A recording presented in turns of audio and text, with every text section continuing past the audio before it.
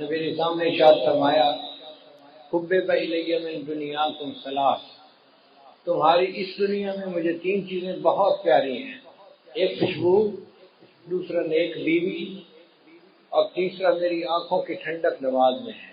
تو نماز کو آنکھوں کی ٹھنڈک فرمایا۔ ایک حدیث پاک میں نبی الاسلام نے فرمایا کہ الصلاۃ معراج المومن، نماز تو مومن کی معراج ہے۔ نبی علیہ السلام کو اللہ تعالیٰ نے جسمانی معراج عطا فرمائی تھی، مومن کو نماز پڑھنے سے روحانی معراج حاصل۔ جتنے باقی احکام ہیں اللہ تعالیٰ نے اسی دنیا میں بھیجے۔ نماز کے حکم کے لیے اللہ نے اپنے محبوب صلی اللہ علیہ وسلم کو عرش پر بلایا اور وہاں پر نماز کا تحفہ عطا فرمایا۔ شروع میں 50 نمازیں فرض تھیں۔ نبی علیہ السلام جب واپس آنے لگے تو بہت خوش تھے کہ میرے پروردگار نے مجھے تحفہ دیا، میں اپنی امت کے پاس اللہ کا تحفہ لے کر جاؤں گا۔ راستے میں ایک آسمان کے اوپر حضرت موسیٰ علیہ السلام انتظار میں تھے۔ پوچھا اے اللہ کے حبیب صلی اللہ علیہ وسلم، اللہ تعالیٰ نے آپ کو کوئی تحفہ دیا؟ فرمایا 50 نمازوں کا۔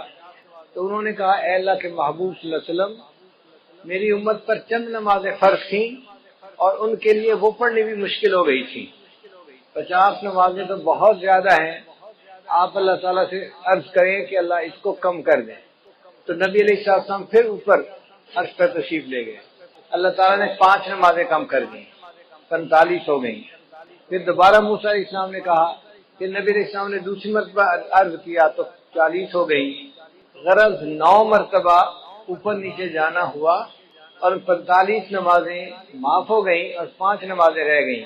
پھر نبی علیہ السلام نے فرمایا موسیٰ علیہ السلام کو کہ اب مجھے اللہ کے سامنے جاتے ہوئے حیا آتی ہے، شرم آتی ہے، 5 نمازیں تو ہیں، میری امت 5 نمازیں پڑھ لے گی، مگر اللہ نے فرمایا کہ میرے محبوب صلی اللہ علیہ وسلم آپ کی امت 5 نمازیں پڑھے گی، ہم ان کے نام اعمال میں 50 نمازوں کا ثواب لکھیں۔ من جاء بالحسنۃ فلہ عشر امثالھا، اللہ تعالیٰ نے 10 گنا اجر دینے کا وعدہ فرمایا۔ اب یہاں پر 2-3 نکتے ہیں، وہ ذرا غور سے سنیے کہ نبی علیہ السلام نے مسجد اقصیٰ میں سب انبیاء کی امامت فرمائی، تو حضرت موسیٰ علیہ السلام کیوں راستے میں بیٹھے تھے؟ حضرت ابراہیم علیہ السلام کیوں نہ بیٹھے؟ حضرت آدم علیہ السلام کیوں نہ بیٹھے؟ کوئی اور نبی علیہ السلام کیوں نہ بیٹھے؟ حضرت موسیٰ علیہ السلام راستے میں بیٹھے انتظار کیوں کر رہے تھے؟ علماء نے جواب دیا کہ حضرت موسیٰ علیہ السلام کلیم اللہ تھے، وہ کوہ طور پہ جاتے تھے، اللہ تعالیٰ سے ہم کلامی کرتے تھے، ہم کلامی کرنے سے ان کے دل میں چاہت ہوئی کہ اے اللہ میں آپ کا دیدار کرنا چاہتا ہوں، رب ارنی انظر الیک۔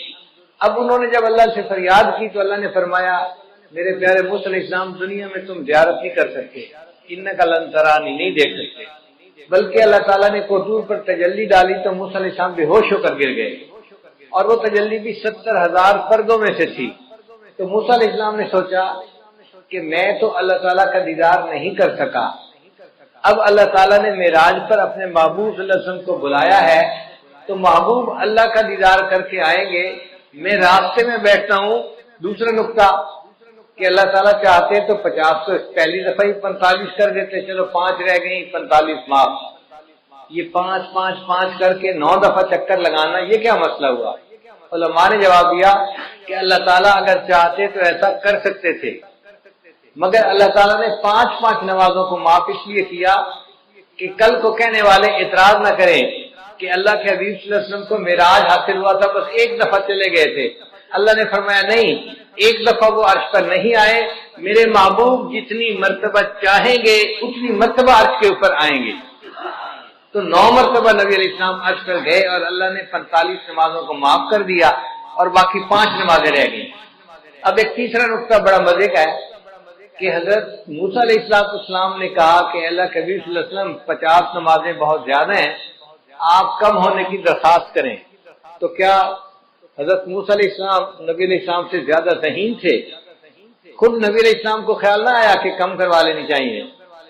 تو علماء نے اس کا جواب دیا ہے، وجہ یہ تھی کہ نبی علیہ السلام اللہ کی تجلی سے حاصل کر چکے تھے، اللہ کا دیدار کر چکے تھے، اس دیدار کرنے کی وجہ سے نبی علیہ السلام پر اللہ کے عشق کے ایک غلبے کی کیفیت تھی۔ اس حال میں اللہ اگر 500 نمازوں کا حکم بھی فرما دیتے تو نبی علیہ السلام اس کو بھی قبول فرما لیتے۔ جب محبوب کا جلوہ ہوتا ہے پھر بندے کو پتہ نہیں چلتا، اور اس کی دلیل یہ ہے کہ یوسف علیہ السلام کا جلوہ ہوا تھا اور مصر کی عورتوں نے اپنے ہاتھوں کی انگلیاں کاٹ لی تھی، ان کو پتہ ہی نہیں چلا تھا کیا کاٹ رہی ہیں۔ تو اگر عورتیں اپنے ہاتھوں کی انگلیاں کاٹ سکتی تھیں تو نبی علیہ السلام کو جب اللہ کا دیدار نصیب ہوا تو محبوب کا ذہن اس طرف گیا ہی نہیں کہ یہ زیادہ ہے۔ محبوب نے فرمایا میرے رب نے جو فرمایا ہے میری امت اس کو پورا کرے گی، مگر موسیٰ علیہ السلام نے تو تجلی نہیں پائی تھی، تو اس لیے انہوں نے بات کو سمجھا کہ کم ہونی چاہیے۔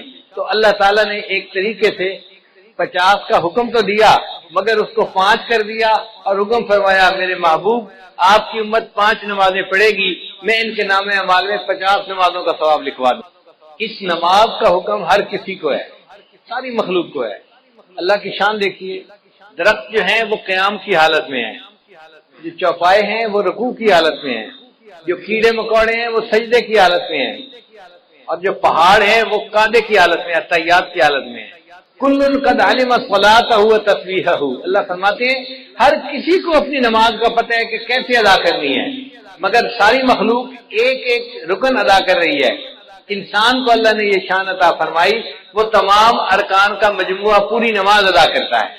حدیث پاک میں آتا ہے عرش پہ فرشتے ہیں وہ بھی نماز ادا کرتے ہیں، جو قیام میں ہے وہ ساری زندگی قیام میں رہے گا، رکوع نہیں کر سکے گا، جو رکوع میں ہے ساری زندگی رکوع میں رہے گا، سجدے میں نہیں جائے گا، جو سجدے میں ہے ساری زندگی سجدے میں رہے گا، اتحیات میں نہیں جائے گا، جو اتحیات میں ہے ساری زندگی اتحیات میں۔ تو فرشتے ایک ایک رکن پر عمل کرتے ہیں اور اللہ نے انسان کو یہ شان عطا فرمائی ان تمام ارکان کا مجموعہ پوری نماز تکبیر اولیٰ سے لے کے سلام پھیرنے تک انسان کو عطا فرما دی، اور اس نماز کا حکم بچے کو بچپن سے دے دیا جاتا ہے۔ آپ حیران ہوں گے کہ جی بچپن سے کیسے دے دیا جاتا ہے؟ بھئی دیکھیں جب بچہ پیدا ہوتا ہے تو ایک کان میں اذان اور دوسرے میں اقامت، تو اذان میں کیا کہتے ہیں؟ حی علی الصلاۃ، حی علی الفلاح، تو نماز کے لیے بلایا نا بچے کو۔ تو اذان دینے کے کئی فوائد ہیں، ایک تو اللہ کا نام اس کے دماغ میں پہنچایا بچے کے دماغ میں، دوسرا اس کو نماز کا حکم بھی فرمایا، اور تیسرا اس کو یہ بھی بتا دیا کہ اے بچے تیری زندگی کی اذان بھی ہو چکی، اقامت بھی ہو چکی، اب جب نماز پڑھنے میں تھوڑا سا وقت باقی ہوتا ہے اتنا تیری زندگی ہے، اس زندگی کو تو گزارے گا تو تیری نماز جنازہ کھڑی ہو جائے گی۔ اور حکم نماز اس کا بھی جو ہے نا وہ صراحت ہے۔ دیکھیے اللہ تعالیٰ نے حضرت عیسیٰ علیہ السلام کو فرمایا تھا کہ آپ اپنی والدہ کی گواہی دیں، تو عیسیٰ علیہ السلام نے کہا تھا انی عبد اللہ آتانی الکتاب وجعلنی نبیا وجعلنی مبارکا اینما کنت واوصانی بالصلاۃ والزکاۃ۔ تو دیکھو بچہ ہے کہہ رہے کہ اللہ نے مجھے حکم دیا نماز کا، تو بچپن میں ہی گویا نماز کا حکم مل جاتا ہے بچے کو۔ پڑھنی تو ہوتی ہے جب وہ بالغ ہوگا، فرض اس وقت ہوگی، حکم پہلے سے دے دیا جاتا ہے اس کی اہمیت کی وجہ سے۔ یہ نماز اتنی اہم ہے۔ یہ ایسے ہی ہے، بچہ چھوٹا ہوتا ہے ماں باپ بچپن میں کہہ دیتے ہیں بیٹا ہم نے تجھے حافظ بنانا ہے، ہم نے تجھے عالم بنانا ہے، تجھے انجینئر بنانا ہے، ڈاکٹر بنانا ہے، ہم نے تجھے پائلٹ بنانا ہے۔ اب وہ چھوٹا سا بچہ ہے لیکن پائلٹ بننے کے لیے اس کو اسی وقت سے کہنا شروع کر دیتے ہیں اہمیت کی وجہ سے۔ اسی طرح نماز کے لیے بچپن میں کہہ دیا گیا، اگرچہ نماز فرض تو ہونی تھی جب اس نے جوان ہونا تھا۔ صلاۃ عربی کا لفظ ہے اور اس کے جو حروف اصلی ہیں وہ 3 ہیں، صاد، لام اور الف، صلاۃ۔ اور جس لفظ کے یہ حروف ہوں اس کے 3 معنی ہوتے ہیں، ایک ہوتا ہے دعا کرنا، دوسرا ہوتا ہے تعظیم کرنا، اور تیسرا ہوتا ہے ٹیڑھے پن کو ٹھیک کرنا۔ تو نماز میں یہ تینوں صفات پائی جاتی ہیں۔ نماز میں تعظیم الہی بھی ہے۔ آپ دیکھیں تعظیم کے 4 طریقے ہوتے ہیں، کسی کو دیکھ کے ادب سے کھڑا ہو جائے، کسی کو دیکھ کے اس کے سامنے جھک جائے، کسی کو دیکھ کے اس کے پاؤں کے اوپر جو ہے وہ جا پڑے، یا کسی کو دیکھے تو اٹھ کے بیٹھ جائے۔ تو 4 طریقے تھے، اللہ نے نماز میں 4 طریقے مکمل کر دیے۔ تو نماز میں تعظیم بدرجہ اتم موجود ہے۔ دوسرا ہوتا ہے کہ دعا کرنا، نماز میں دعا موجود ہے، ہم پڑھتے ہیں رب اجعلنی مقیم الصلاۃ ومن ذریتی، یہ دعا ہے جو ہم نماز میں مانگ رہے ہوتے ہیں۔ اور تیسرا معنی ہے ٹیڑھے پن کو ٹھیک کرنا، تو جیسے آگ کے ذریعے سے بانس اگر ٹیڑھا ہو تو اس کو سیدھا کر لیا جاتا ہے، اسی طرح نماز بھی اپنے نور کی گرمی سے انسان کے ٹیڑھے اخلاق کو ٹھیک کر دیتی ہے، انسان کو نیک بنا دیتی ہے۔ اب ایک نقطہ اور بھی ہے کہ 5 نمازیں اللہ نے کیوں بنائی؟ 7 بن جاتی، 3 بن جاتی، 10 بن جاتی، 5 کیوں؟ علماء نے اس کا خوبصورت جواب دیا۔ وہ فرماتے ہیں کہ اللہ تعالیٰ نے ہر انسان کو 5 حواس عطا فرمائے ہیں، 5 جن کو حواس خمسہ کہتے ہیں، چھوٹے بچے سکولوں میں پڑھتے بھی ہیں۔ وہ 5 حواس کون سے ہیں؟ دیکھنا، سننا، سونگھنا، چھونا اور چکھنا۔ یہ 5 حواس ہیں جو اللہ نے ہر بندے کو عطا فرمائے ہیں، اور 5 حواس پر شکریہ ادا کرنے کے بدلے اللہ نے ان پر 5 نمازیں فرض فرما دی۔ جو 5 نمازیں پڑھتا ہے وہ گویا 5 حواس کا شکریہ ادا کر رہا ہوتا ہے۔ بعض علماء نے کہا کہ 5 نعمتیں بنیادی ہیں: کھانا، پینا، کپڑا، مکان، بیوی۔ اب یہ ہر بندے کو ان کی ضرورت ہوتی ہے، تو اللہ نے 5 نمازیں اس لیے فرض ادا فرمائی کہ میرے بندے 5 نمازیں پڑھنے سے تم 5 نعمتوں کا شکر ادا کرنے والے بن جاؤ گے۔ بعض علماء نے لکھا کہ 5 مصیبتیں ہیں جن میں سے ہر بندے نے گزرنا ہے۔ ایک ہے موت، دوسری ہے قبر، تیسرا ہے حشر، چوتھا ہے پل صراط، اور 5واں ہے میزان۔ یہ 5 ایسی مصیبتیں ہیں کہ جن میں سے ہر بندے کو گزرنا ہی ہے، چاہے نیک ہو یا بد ہو۔ اللہ نے 5 نمازیں فرض فرمائی، جو میرا بندہ 5 نمازیں پڑھے گا میں ان کو ان 5 مصیبتوں میں سے آسانی کے ساتھ گزار دوں گا۔ حال پیدا ہوتا ہے کہ اللہ تعالیٰ نے فجر کے وقت نماز کو فرض فرمائی، تو علماء نے جواب دیا کہ حضرت آدم علیہ السلام کو اللہ نے رات کے وقت اتارا تھا زمین پر، تو وہ بڑا اللہ کے سامنے روئے، دعائیں مانگی۔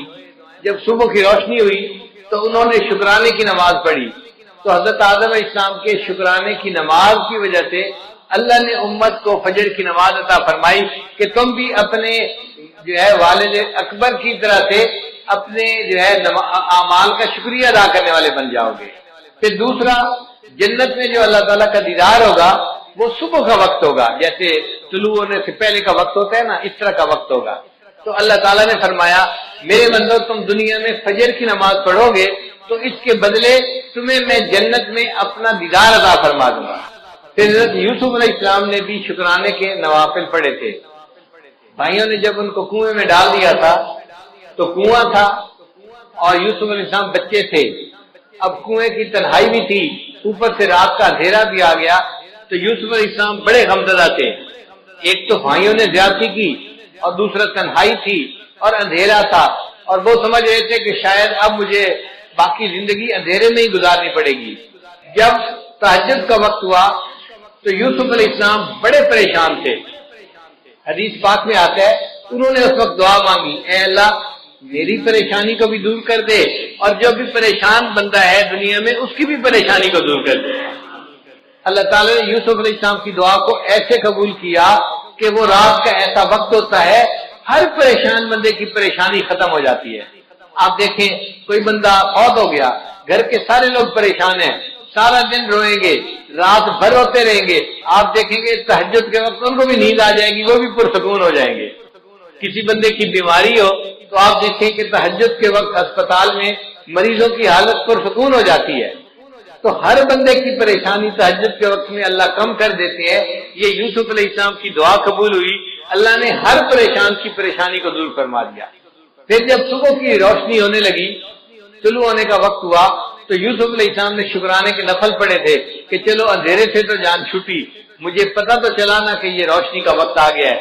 اب ان کے اس شکریہ کے نماز پڑھنے کو اللہ تعالیٰ نے امت مسلمہ کے لیے بھی پسند فرمایا کہ تم بھی یوسف علیہ السلام کی طرح اس وقت اگر فجر کی نماز پڑھو گے تم بھی اللہ کی نعمتوں کا شکر ادا کرنے والے بن جاؤ گے۔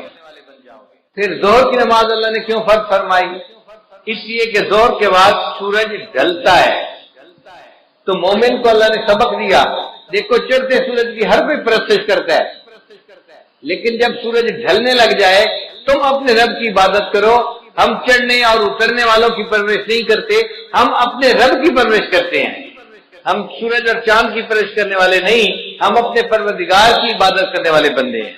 پھر یہ کہ وہ گرمی کا وقت ہوتا ہے تو اللہ تعالیٰ نے فرمایا میرے بندو تم میں سے جو کوئی ظہر کی نماز پڑھے گا گرمی کے وقت میں، میں اس کے بدلے اس کے لیے قیامت کے دن کی گرمی کا جو ہے نا برداشت کرنا آسان کر دوں گا، اس کو میں عرش کا سایہ عطا فرما دوں گا۔ پھر عصر کا وقت وہ وقت ہے کہ جب آدم علیہ السلام نے جنت میں گندم کا دانہ کھایا تھا، تو چونکہ ایک بھول ہو گئی تھی تو اللہ تعالیٰ نے اس وقت نماز کو فرض فرما دیا کہ بندو تم بھی نماز پڑھو، تمہارے جد امجد سے بھول ہو گئی تھی، میں نے اس کو معاف کر دیا تھا، اب تم عصر کی نماز پڑھو گے، تم سے زندگی میں جو کہیں بھول چوک ہوگی میں اس کو بھی معاف فرما دوں گا۔ پھر عصر کے وقت حضرت یونس علیہ السلام کو مچھلی نے اپنے پیٹ سے باہر نکالا تھا، تو اللہ تعالیٰ نے فرمایا کہ میرے بندو تم بھی حالات کی مچھلی کے پیٹ میں پھنس سکتے ہو۔ مثال کے طور پہ کوئی قرضے کے اندر پھنسا ہوا ہے، ادا نہیں ہو رہا، کسی کا کاروبار بند ہے، چلتا نہیں، کوئی بیماری کی مصیبت میں پھنسا ہوا ہے، بیماری دور نہیں ہوتی، کوئی بچی گھر بیٹھی ہے، رشتہ نہیں آتا، وہ حالات کی مچھلی کے پیٹ میں پھنسی ہوئی ہے، اب اس مچھلی کے پیٹ سے کیسے نکلے؟ عصر کی نماز پڑھو گے، اللہ تعالیٰ تمہیں ان مصیبتوں کی مچھلی کے پیٹ سے نکال دیں گے، مسئلوں کو حل کر دیں گے۔ پھر قبر میں جو میت سے سوال جواب ہوتا ہے تو اس وقت عصر کا وقت ہوتا ہے، تو عصر کی نماز اس لیے قائم فرمائی کہ جو بندہ عصر کی نماز دنیا میں پڑھے گا اس کے لیے قبر میں سوال و جواب کا دینا اللہ آسان فرما دیں گے۔ مغرب کی نماز اللہ نے کیوں فرض فرمائی؟ اس لیے کہ سارے دن میں جو غلطیاں ہوئی، کوتاہیاں ہوئیں، اب یہ مغرب کی نماز پڑھے گا، اللہ پورے دن کے گناہوں کو اس کے بدلے معاف فرما دیں گے۔ حضرت آدم علیہ السلام کی توبہ اللہ نے مغرب کے وقت قبول فرمائی تھی، تو امت محمدیہ کو مغرب کی نماز دی گئی کہ تم اگر مغرب کی نماز پڑھو گے اس کے بدلے ہم تمہاری زندگی کے سب گناہوں کو معاف کر دیں گے، تمہاری توبہ کو بھی قبول فرما لیں گے۔ اب عشاء کی نماز یہ اس امت کی خصوصیت ہے، پہلے کسی امت کو عشاء کی نماز نہیں ملی، عشاء کی نماز امت محمدیہ ہی کو ملی ہے۔ کیوں کہ نبی علیہ السلام کو جو معراج ملا تھا وہ عشاء کی نماز کے وقت ملا تھا۔ اللہ نے فرمایا میرے محبوب آپ کی امت عشاء کی نماز پڑھے گی، آپ کو تو میں نے جسمانی معراج عطا فرمایا، آپ کی امت کو عشاء کی نماز کے بدلے روحانی معراج عطا فرما دو۔ ایک سوال ذہن میں یہ پیدا ہوتا ہے کہ نماز میں رکعتیں 2 ہوتی ہیں، 3 ہوتی ہیں یا 4 ہوتی ہیں؟ فجر کی 2 رکعت فرض ہے، ظہر کی 4 رکعت فرض ہے، مغرب کی 3 رکعت فرض ہے، تو 2، 3 اور 4 رکعتیں، یہ رکعتوں کا سلسلہ اتنا ایسے کیوں ہے؟ 1 رکعت ہوتی، 2 رکعت ہوتی، کام ختم ہو جاتا، آخر 2 رکعت، 3 رکعت یا 4 رکعت میں کیا حکمت ہے؟ قرآن مجید کی آیت ہے، اللہ نے فرشتوں کو بنایا، جاعل الملائکۃ رسلا اولی اجنحۃ مثنی و ثلاث و رباع، اللہ نے فرشتوں کو پیدا کیا، بعض فرشتوں کے 2 پر ہیں، بعض کے 3 اور بعض کے 4۔ اللہ نے فرمایا کہ میرے محبوب صلی اللہ علیہ وسلم فرشتوں کو میں نے پرواز عطا کی 2 پروں سے، 3 پروں سے، 4 پروں سے، اب آپ کی امت نماز پڑھے گی، رکعتیں 2 ہوں گی، 3 ہوں گی، 4 ہوں گی، جیسے فرشتوں کو روحانی ترقی میں نے عطا فرمائی، آپ کی امت کو ان فرائض کی رکعتیں پڑھنے پر میں روحانی ترقی عطا فرما دوں گا۔ پھر کل رکعتیں جو انسان کے اوپر لازم ہیں وہ 17 ہیں، 2 فجر کی، 4 ظہر کی، 4 عصر کی، 3 مغرب کی اور عشاء کی 4 رکعت فرض اور 3 رکعت وتر، یہ 17 رکعتیں بنتی ہیں۔ تو 17 رکعتیں کیوں دی گئیں؟ علماء نے جواب دیا کہ نبی علیہ السلام نے معراج میں 17 چیزوں کی سیر کی تھی، 8 جنتوں کی، 7 آسمانوں کی، تو 7 اور 8 15 بن گئے، اور 1 عرش اور 1 کرسی، 17 ہو گئے۔ اللہ نے اپنے حبیب صلی اللہ علیہ وسلم کو 17 چیزوں کی سیر عطا فرمائی تھی، اس کے بدلے ہمارے اوپر 17 رکعتیں فرض فرما دی، امت ان 17 رکعتوں کو ادا کرے گی، میں ان کو بھی روحانی طور پہ سیر عطا فرما دوں گا۔ نماز معراج کیوں ہے اور عبادت معراج کیوں نہ بنی؟ اس لیے کہ نماز میں مومن اپنا سر سجدے میں اتنا جھکاتا ہے کہ انتہا ہو جاتی ہے، اس لیے اگر کہیں گھاس والی جگہ ہو اور نماز پڑھنی پڑے تو بندہ اگر گھاس کے اوپر پیشانی لگا کے اٹھا لے تو سجدہ نہیں ہوتا، یا کوئی فوم کا گدا ہو اور بندہ اوپر پیشانی لگا کے اٹھا لے تو سجدہ ادا نہیں ہوتا۔ سجدے کے لیے ضروری ہے کہ اتنا سر جھکائے کہ نیچے سے زمین کی سختی محسوس ہونے لگ جائے، جب سختی نیچے سے محسوس ہوگی، اب سر نیچے جا ہی نہیں سکتا، تب سجدہ مکمل ہوگا۔ اللہ نے فرمایا میرے بندے تو نے سجدہ کرنے میں اپنے سر کو جھکانے کی انتہا کر دی، اس حالت میں میرے بندے میں نے تجھے اٹھانے کی انتہا کر دی، میں نے تجھے معراج عطا فرما دیا۔ اس لیے سجدے کی حالت میں مومن معراج کی حالت میں ہوتا ہے۔ اب ایک اہم سوال کہ نماز میں سورہ فاتحہ پڑھنی کیوں ضروری ہے؟ نبی اسلام نے ارشاد فرمایا ان الصلاۃ تنہا، نبی اسلام نے فرمایا لا صلاۃ الا بفاتحۃ الکتاب، کہ سورہ فاتحہ پڑھے بغیر نماز نہیں ہوتی۔ علماء نے لکھا ہے کہ فاتحہ پڑھنی ضروری ہے۔ اگر کسی بندے نے نماز میں فاتحہ پڑھ لی تو باقی کچھ بھی نہیں پڑھا، اس کی نماز ہو جائے گی۔ فاتحہ نہیں پڑھی تو نماز نہیں ہوتی، نماز فاتحہ پڑھنی ضروری۔ اتنی اہمیت کیوں ہے؟ اس کی وجہ ہے، وہ ذرا سمجھ لیجئے کہ اللہ تعالیٰ نے جتنی آسمانی کتابوں میں اپنے معارف کو اتارا، اس سب معارف کو اللہ نے قرآن مجید میں اتار دیا۔ پھر قرآن مجید میں اللہ نے جو کچھ نازل فرمایا اس کو اللہ نے سورہ بقرہ میں نازل کر دیا۔ پھر اللہ نے سورہ بقرہ میں جو کچھ نازل فرمایا اس کو سورہ فاتحہ میں نازل فرما دیا۔ اس لیے سورہ فاتحہ کو فاتحہ کہتے ہیں۔ یہ اوپننگ چیپٹر ہے قرآن مجید کا، اس کو باب القرآن کہتے ہیں۔ یہ قرآن پاک کا دروازہ ہے، یعنی پورے قرآن میں جو مضامین تھے وہ سارے کے سارے سورہ بقرہ میں آ گئے، سورہ فاتحہ میں آ گئے۔ ذرا اس پر غور کر لیجئے کہ سورہ فاتحہ میں کیسے آ گئے۔ سورہ فاتحہ میں الحمدللہ یہ دو الفاظ ہیں جو اللہ کی تعریف کرتے ہیں۔ اب پورے قرآن مجید میں اللہ کی جتنی تعریفیں ہیں، جتنی اللہ کی عظمت بیان ہوئی، اللہ کی کبریائی بیان ہوئی، وہ الحمدللہ کے لفظ میں سمٹ کے آ گئی کہ تعریفیں سب کس کے لیے ہیں؟ اللہ کے لیے۔ اور سچی بات یہ ہے کہ تعریفیں سجتی اللہ ہی کو ہیں، حتیٰ کہ اگر کوئی بندہ دوسرے بندے کی تعریف کرے تو وہ بھی اللہ کی تعریف کر رہا ہے۔ خاوند بیوی کی تعریف کرے تو وہ بھی اللہ کی تعریف کرے۔ کیوں؟ بیوی کو کس نے بنایا؟ اللہ نے بنایا۔ بیوی خاوند کے اچھے اخلاق کی تعریف کرتی ہے تو وہ اللہ کی تعریف کر رہی ہے۔ خاوند کو اچھے اخلاق کس نے دیے؟ اللہ نے دیے۔ ماں باپ اولاد کی تعریف کریں تو اللہ کی تعریف، کیوں؟ اولاد کس نے دی؟ اللہ نے دی۔ ہم دنیا کی کسی چیز کی تعریف کریں، وہ تعریف حقیقت میں اس کے پیدا کرنے والے کی تعریف ہے۔ تو تعریف کا مالک، حقدار حقیقت میں فقط اللہ ہی ہے۔ الحمدللہ ان الفاظ میں بندہ اقرار کرتا ہے اے اللہ، تعریف اگر کسی کی ہو سکتی ہے تو وہ آپ ہی کی ذات ہے، آپ ہی کو تعریف سجتی ہے۔ تعریفوں کی انتہا ساری کی ساری آپ کے لیے ہے۔ اس لیے قیامت کے دن نبی اسلام کے ہاتھوں میں جو جھنڈا ہوگا اس کا نام ہوگا لواء الحمد، حمد کا جھنڈا۔ اور نبی اسلام کا نام اللہ نے رکھا احمد۔ احمد کا معنی وہ بندہ جس نے اللہ کی سب سے زیادہ دنیا میں تعریفیں کی ہوں۔ اور واقعی جتنی نبی اسلام نے اللہ کی تعریفیں کی ہیں دنیا میں کسی اور نے اللہ کی اتنی تعریفیں نہیں کی۔ اور اس امت کا نام قیامت کے دن ہوگا حمادون، اللہ کی سب سے زیادہ تعریفیں کرنے والے۔ اور نبی علیہ السلام کو جنت میں جو گھر ملے گا، محل ملے گا، اس کا نام ہوگا بیت الحمد۔ تو اللہ تعالیٰ کے لیے سب حمد ہے۔ اس لیے فرشتے بھی کہیں گے وقیل الحمدللہ رب العالمین۔ تو سب تعریفیں کس کے لیے ہیں؟ تو الحمدللہ کے الفاظ نے اللہ تعالیٰ۔ آپ ذرا سوچئے کہ یہ کتنی آسانی ہو گئی۔ یوں محسوس ہوتا ہے کہ اللہ رب العزت نے انتہا کر دی اپنی رحمت کی۔ لیکن ایک اور بات بھی سوچیں، کچھ ایسے بھی لوگ ہوتے ہیں کہ ان کو وقت گزرنے کے بعد احساس ہوتا ہے، مثلا عید کا چاند نظر آیا تو اب احساس ہوا کہ اوہو رمضان چلا گیا، ہم نے جتنا کرنا تھا اتنا نہ کیا۔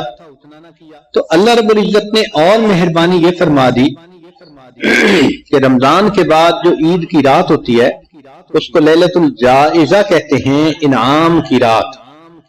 اور اس رات میں بھی اسی طرح جہنمی جہنم سے بری ہوتے ہیں جیسے رمضان مبارک کی راتوں میں بری ہوتے ہیں۔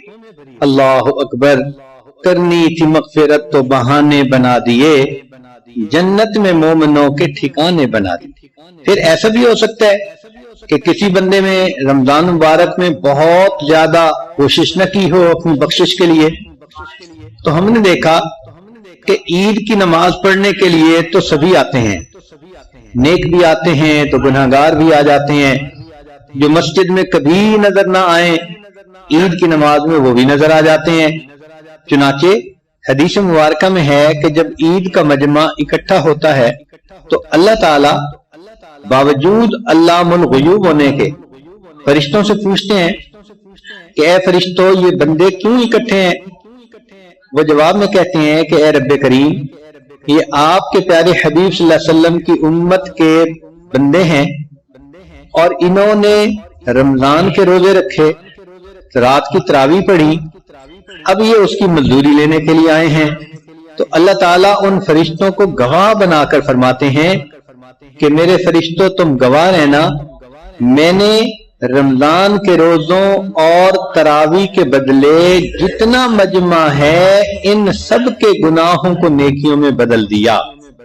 چنانچہ فرماتے ہیں قوموا مغفورا لکم، کھڑے ہو جاؤ بخشے بخشائے، میں نے تمہارے تمام گناہوں کو معاف کر دیا۔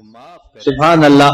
پھر اس کے بعد ایک اور بات فرماتے ہیں کہ اے میرے بندو، مجھے اپنی عزت کی قسم، مجھے اپنے جلال کی قسم، اگر تم میری فرما برداری کرتے رہو گے تو میں تمہیں کافروں اور فاسقوں کے سامنے کبھی رسوا نہیں کروں گا۔ سبحان اللہ۔ یہ کتنی بڑی نعمت ہے جو اللہ تعالیٰ کی طرف سے بندے کو ملتی ہے کہ تم میرے بن کر رہو گے تو میں تمہیں ذلت اور رسوائی سے بچاؤں گا۔ اتنا کچھ معلوم ہونے کے بعد انسان سوچتا ہے کہ یہ تو ٹو مچ ہو گیا، انف از انف، مگر نہیں، اللہ رب العزت نے اس سے بھی اوپر ایک کام کیا۔ فرمایا نبی علیہ الصلوۃ والسلام نے الصوم جنہ، روزہ ڈھال ہے۔ کس سے ڈھال ہے؟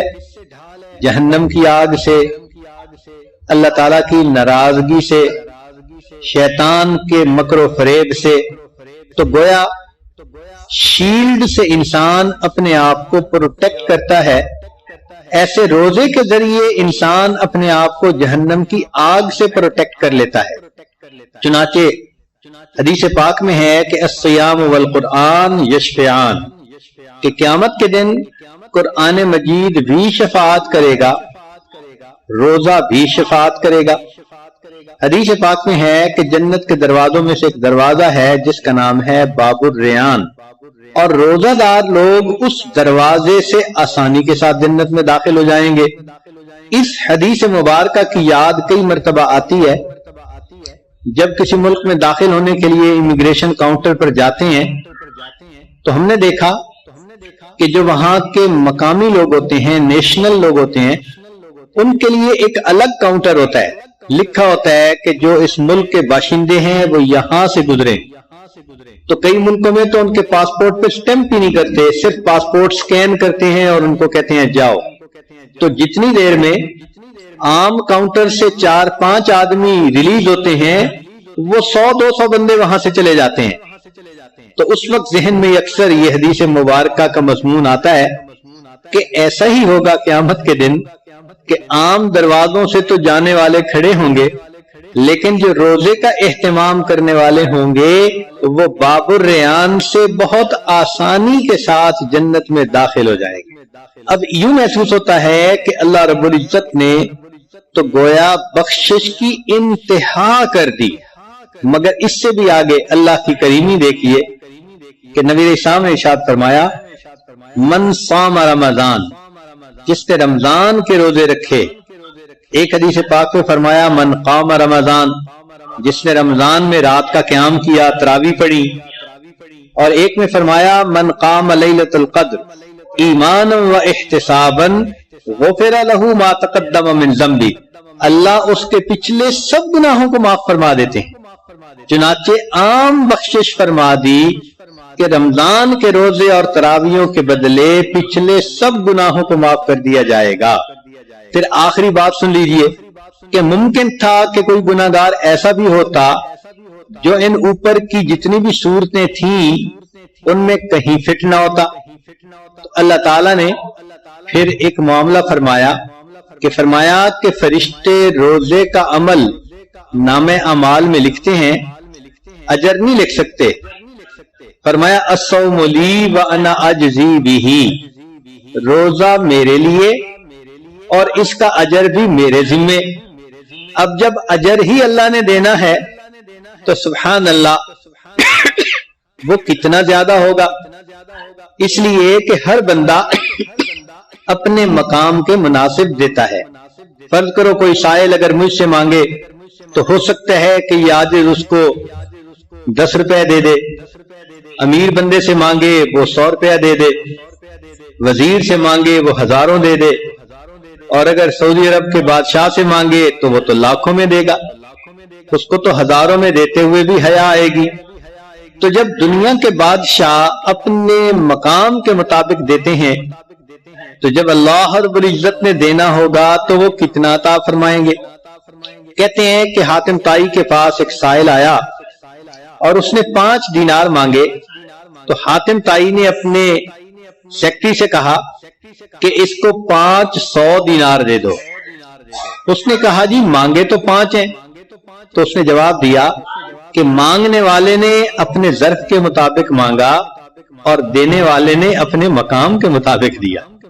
جب دنیا کے سخی کا یہ معاملہ ہے تو ہم کیا سوچتے ہیں اس پروردگار کے بارے میں کہ خزانوں کی کنجیاں جس کے ہاتھ میں ہے، جب اس نے اجر دینا ہوگا تو وہ قیامت کے دن اپنے حبیب کی صلی اللہ علیہ وسلم کی امت کے گنہگاروں کو کتنا اجر عطا فرمائیں گے۔ تو واقعی ان تمام باتوں کو معلوم کر کے دل یہ کہتا ہے کہ کرنی تھی مغفرت تو بہانے بنا دیے، جنت میں مومنوں کے ٹھکانے بنا دیے، جس کو چاہے کھینچ لے رحمت میں وہ، جس کو چاہے بھیج دے جنت میں وہ۔ چنانچہ رمضان مبارک میں چونکہ بخشش کی انتہا ہوتی ہے، جو بندہ اس بخشش سے فائدہ نہ اٹھائے حقیقی معنوں میں وہی شقی اور بدبخت ہوتا ہے۔ اسی لیے جبریل علیہ السلام نے بد دعا فرمائی۔ جبریل علیہ السلام جیسا مقرب فرشتہ بد دعا کرتا ہے، برباد ہو جائے وہ شخص جس نے رمضان کا مہینہ پایا اور اپنی بخشش نہ کروائی۔ اللہ کے حبیب صلی اللہ علیہ وسلم نے یہ بد دعا سنی تو آپ نے سن کر فرما دیا آمین۔ اب ایک تو جبریل علیہ السلام کی بد دعا ہی کافی،